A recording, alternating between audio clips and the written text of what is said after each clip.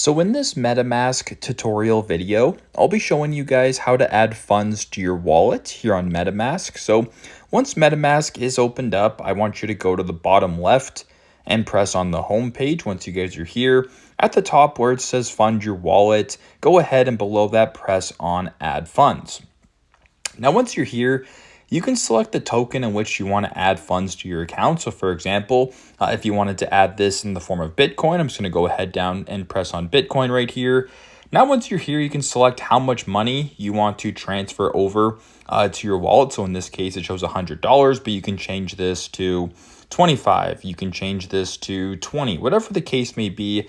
And right below that where it says Apple Pay, go ahead and select that. You can select Apple Pay or debit or credit. For this example, I'm just going to go ahead and stick with Apple Pay right here. And if all looks good to you, go ahead and press continue. It'll then bring you to this page right here where you have to verify your identity, so you can enter your information, go to the bottom, press on continue that way. And once that is done, you can go ahead and add the funds to your wallet. So pretty simple, pretty straightforward. That is how to add funds to your wallet here on MetaMask. Thanks again for watching, and I hope this video helps.